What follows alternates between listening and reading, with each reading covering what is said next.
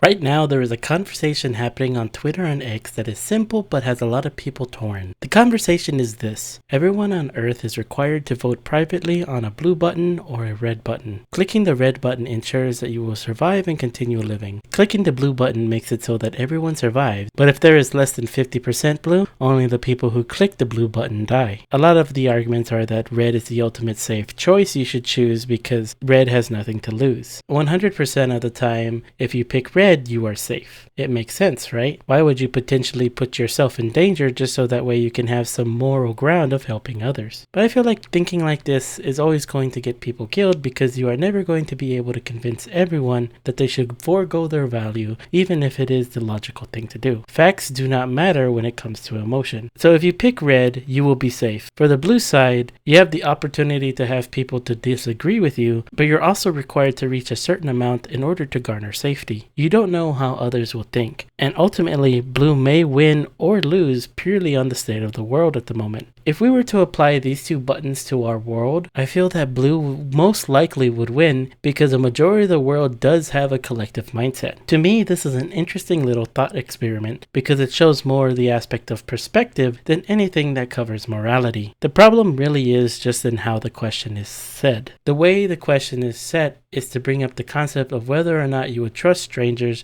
to save everyone, or would you rather save yourself? In that case, it'd be easy to just be safe and don't trust others. The question makes it seem like the blue is putting the problem on themselves, and red is always safe no matter if blue wins or loses. But if the question is put in a different manner, it can potentially get different results. If we phrase it to where red had more an active role in their choice, then they may feel less likely to choose that choice. So let's put it like this instead. If 50% of people press blue, nothing happened. But if more than 50% of the people press red, all the blue voters will be killed. Literally the same situation, but with the focus on the death rather than the survival. In this case, red knows that their vote will hurt the blue side instead of just guaranteeing their survival. I think more people would change the red answer to blue knowing that. The original question basically sets it so that way there's a degree of separation of your choices. The sacrifice is purely on the blues, and the red's choice should have no bearing on that. Putting the question in the other sense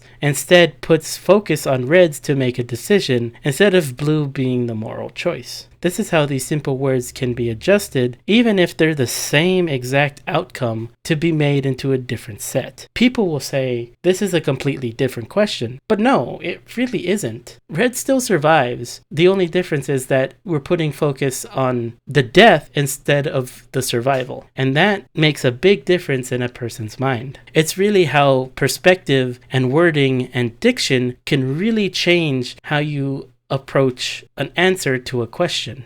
I think the base question on its own is just a question of if you would choose to sacrifice yourself to help others. And honestly, self-sacrifice is not logical at all, yet we do it anyway. And it's actually something that we seek people to do. We always think of someone who chooses to sacrifice themselves as a person to look up towards. And so we believe that those people in blue are those for ones to strive for. That's why I think it's important to be able to have blue button pushers in this type of society, because those are the people who would choose to go into danger and be the ones that the reds can look up to strive for. Plus, going blue does give you the choice to think how you wish. Your whole capability of being able to think red is because blue exists. Because you have people that are willing to sacrifice, you can choose not to sacrifice. If those people that sacrifice no longer exist, then the burden is put on the rest in order to take up that slack. And you know, it's funny to think. It's stupid to choose blue, but that's the amazing part of it. It's where our humanity lives, where our irrational actions lead us to great discoveries or great disasters. It's a careful balance of society and life.